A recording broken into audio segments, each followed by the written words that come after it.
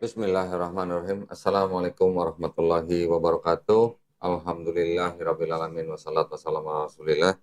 Senang sekali berjumpa kembali di channel Donditan dan Geraha Mualaf Jakarta. Alhamdulillah kita sudah memasuki hari pertama di bulan Ramadan. Bulan yang sangat suci ya buat umat Islam.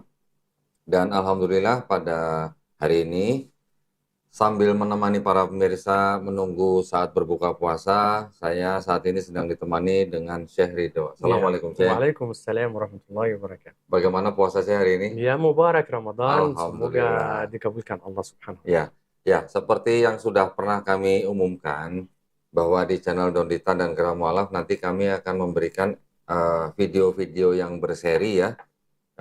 Insya Allah nanti akan dibuatkan sekitar 30 episode selama bulan Ramadan sehingga kita bisa meningkatkan ketakwaan kita ya. Amin. Amin ya Rabbal Alamin. Baik Syekh. Baik ya. Hari ini kita mau bahas apa sih untuk yang perdana ini? Agama ya. Ya, Bismillah walhamdulillah wassalatu wassalamu ala Rasulillah amma ba'd. Kita ngobrol tentang Al-Quran karena bulan Ramadan dipanggil bulan Al-Quran. Ya, betul. Dipanggil bulan kesabaran, dipanggil bulan yang Karim, Allah Subhanahu wa Ta'ala dikasih, dibuka pintu kebarakat di bulan Ramadan. Tapi semuanya itu adalah apa? Adalah agama. Agama Islam. Jadi adalah Islam itu apa?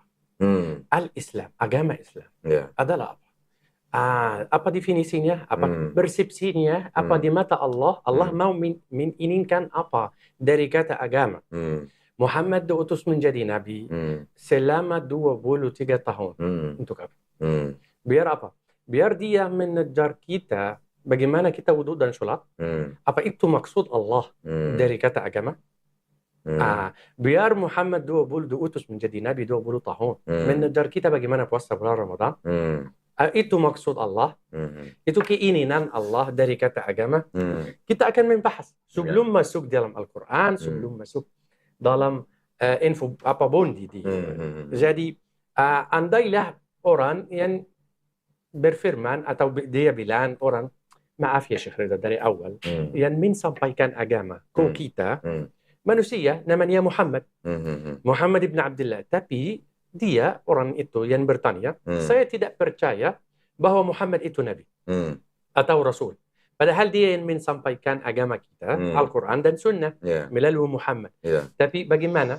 Kalau saya akan meyakinkan seorang yang mempunyai pertanyaan itu, akan menggunakan firman Allah dan sabda Muhammad. Tapi dia bilang, nggak usah menggunakan firman Allah atau sabda Muhammad. Karena pada dasar dia tidak percaya bahwa Muhammad Rasul. Jadi dia tidak percaya pada Al-Quran dan tidak percaya pada Muhammad atau kenabian Muhammad SAW. Jadi kita bersama akan menggunakan akal, mental, biar mendekati konsepsi dan persepsi bagaimana Muhammad itu, atau dia manusia atau kenabian. Betul. Jadi saya berpikir kalau dia orang manusia mencari jabatan, mencari kepala, jadi dia harus menuranikan kewajiban agamanya. Apa? Menuranikan. Ya, tidak membesarkan. Apa? Tidak membesarkan, tidak memberatkan. Oh, tidak memberatkan. Tidak memberatkan, tidak memberatkan kewajiban agamanya kalau dia mencari jabatan. Biar mengambil hati orang. Oke, paham maksudnya paham. Biar mengambil hati orang. Jadi, tapi kebalikan. Muhammad mewajibkan 5 kali sholat sehari, terutama sholat subuh. Yang berat banget bagi nafsu manusia. Jadi dia bukan manusia menginginkan jabatan. Kalau dia pintar menginginkan jabatan, tidak mewajibkan 5 kali sehari. Kita wudhu dulu, sholat 4 kali rakaat, 2 kali, 3 kali sebelum qabliyah, ba'diyah. Tidak. Tapi dia memberatkan. Artinya tujuannya, niatnya tidak mencari jabatan. Bukan manusia biasa. Betul. Manusia biasa, kalau dia manusia biasa, tidak berhari-hari. Mungkin sampai 3 hari tidak makan. Kalau dia mencari jabatan, kalau dia mencari dunia, tidak bisa sabar.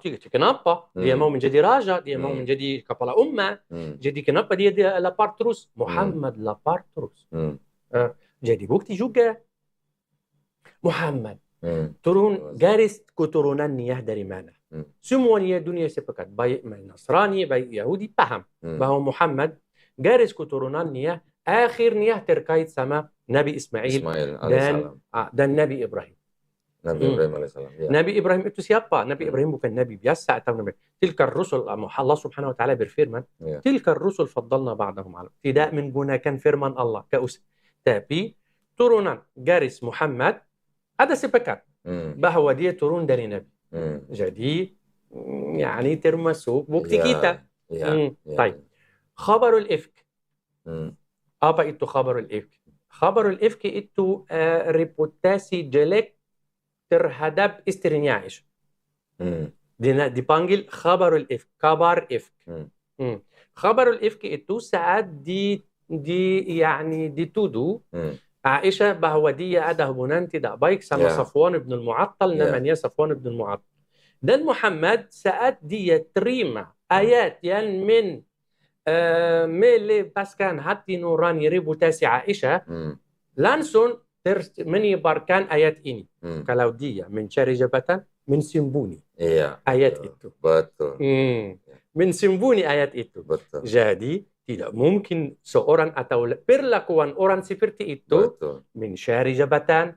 Tidak mungkin. Muhammad disebut di seluruh buku dunia, di seluruh budaya Nasrani, Yahudi, Majusi bahwa Muhammad tidak bisa tulis dan baca. Tidak bisa. Jadi dia menantang. Kalau kamu berani, kalau kamu kuat membuat walau satu surah dari seperti ini. Jadi bagaimana dia bukan Nabi? Dengan mental, dengan logika. Jadi akhirnya kalau kita berpikir sedikit, pasti akan sampai yani hakikat bahwa Muhammad sallallahu alaihi wasallam bukan orang bias. Lalu Muhammad diutus menjadi Nabi, mensampaikan Al-Quran dan mensampaikan sunnahnya. Sunnahnya itu kita akan membahas nanti. Tapi Al-Quran yang disampaikan oleh Muhammad sallallahu alaihi wasallam artinya apa? Artinya agama. Jadi apa maksud Allah dari kata agama? Ada yang berfirman, kalau saya sholat, itu agama yang Allah menginginkan. Kalau gini kita membahas. Kapan Allah subhanahu wa ta'ala menwajibkan sholat? Allah subhanahu wa ta'ala menwajibkan sholat pada tahun 10 pada rihlat al-Isra wal Mi'raj. Berjalan al-Isra wal Mi'raj. 10 tahun sudah keutusan Nabi Muhammad menjadi Nabi. 10 tahun. Jadi selama 10 tahun itu, apa arti agama? Tidak ada sholat. Karena sholat baru di tahun 10. Pada Isra dan Mi'raj. Sebelum diwajibkan sholat. Apa arti agama? Tidak diarti? Pasti ada arti. Yang masuk ke Islam yang menetapkan syahadat saat itu dan tidak bersolat masuk surga? Masuk surga. Sebelum menwajibkan. Jadi bukan intinya, bukan utamanya, bukan keutamaannya di dalam Al-Quran atau di dalam Islam. Solat maksud Allah, biar kamu paham atau orang pemirsa yang paham, saya tidak menghancurkan kewajiban solat. Tidak. Saya menjelaskan hanya. Pemirsa ikut kita aja sampai akhir. Maksud saya sebelum 10 tahun tidak ada sholat. Artinya tidak ada agama? Ada. Apa itu? Apa itu agama? Baik. Nomor 2. Ada yang bilang kalau saya puasa bulan Ramadan itu agama. Allah menwajibkan puasa. Kapan Allah subhanahu wa ta'ala menwajibkan puasa? Pada tahun 15 Hijriyah. Setelah hijrah. 2 tahun mulai ketiga di bulan Ramadan. Sebelum bulan Perang Badr. Diwajibkan puasa bulan Ramadan. Sebelumnya. Ada agama atau tidak? Ada. Itu. Jadi Allah mau apa? Ada yang bilang kalau saya zakat. Zakat ikut ya Idul Fitri yang sesudah perang Badr. Jadi sebelumnya ada yang akan pemirsa sekarang yang bertanya, tapi saya menyatakan asyhadu an la ilaha illallah dan asyhadu anna Muhammad Rasulullah dan itu cukup bagi saya biar saya bilang saya orang mempunyai agama. Oke, setuju. Tapi saya ada bertanya. Kamu bilang saya saksi.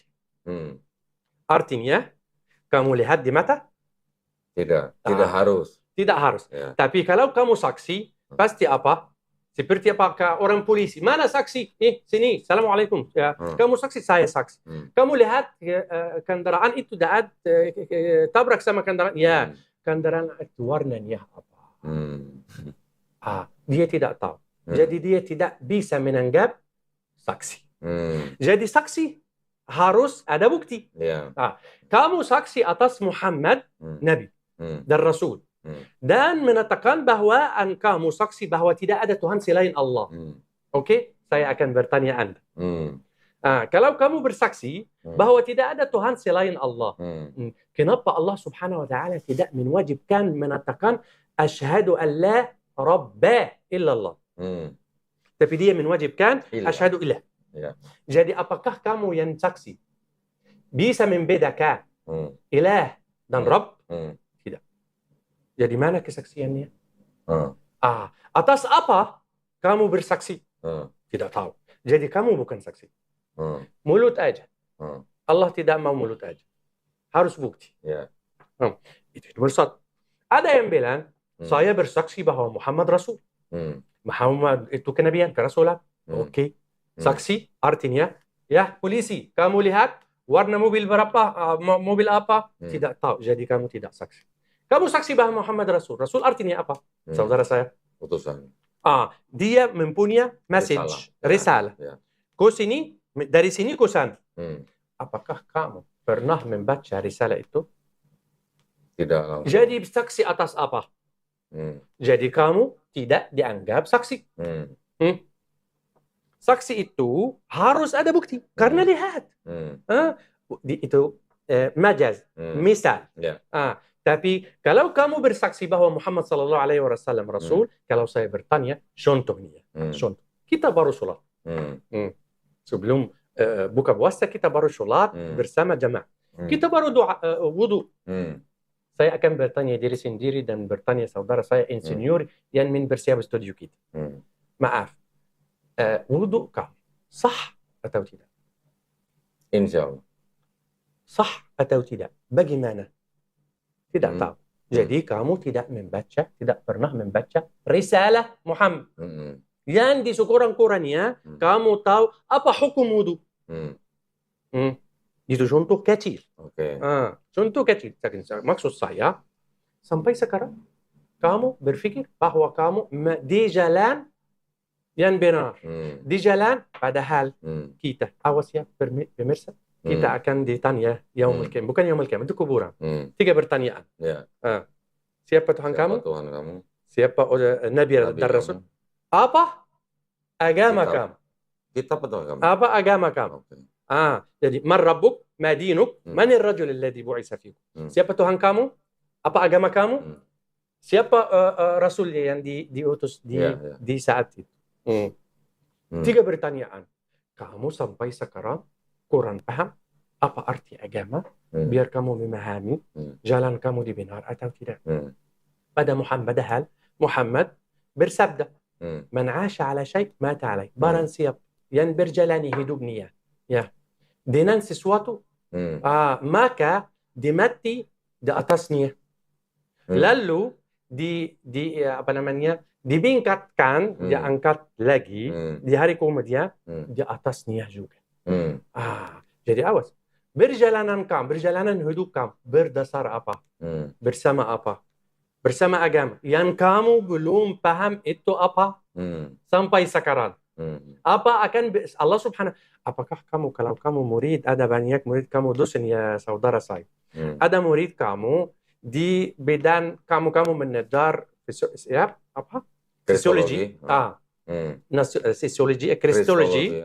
Kalau dia ada ujian kristologi, apa logika mereka belajar bahasa Arab. Kalau mereka ada ujian kristologi, apa logika mereka menajar belajar bahasa Arab? Logika. Kalau saya ada ujian bahasa Arab, apa saya logika, termasuk logika, saya belajar bahasa Inggris? Tidak paham maksudnya gimana? Mesh. Kalau saya murid, ada ujian di bahasa Arab. Logika saya apa? Belajar bahasa Arab karena ujian. Tapi tidak logika saya belajar bahasa Inggris. Oke. Betul? Ya. Betul. Itu nafsa. Allah Subhanahu wa taala akan bertanya di agama. Tapi kamu tidak belajar bahasa agama. Tidak belajar materi agama. Akan ditanya di kurikulum agama. Tidak tahu. Ada yang bilang maaf. Ada hadis sahih di dalam al-ahadits al-arba'in an-nawawi. Al-ahadits al-arba'in an-nawawi terkenal, semua ulama tahu. Termasuk itu hadis nomor 5 hampir menyatakan Muhammad bersabda, Buniyal Islamu ala khams. Al-Islam didirikan berdasar atas 5. Apa? Syahadat la ilaha illallah, Muhammad Rasulullah, iqamis salah, ita'iz zakah, saum Ramadan, hajjil bait. Baik.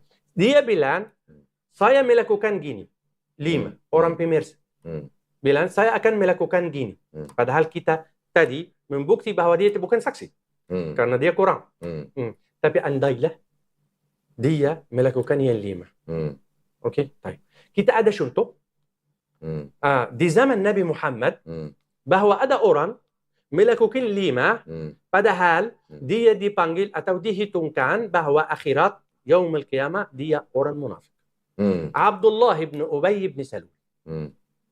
Karakter terkenal, semua dunia tahu. Siapa Abdullah ibn Ubay ibn Salul? Abdullah ibn Ubay ibn Salul من حاضر zaman Muhammad sallallahu alaihi wasallam.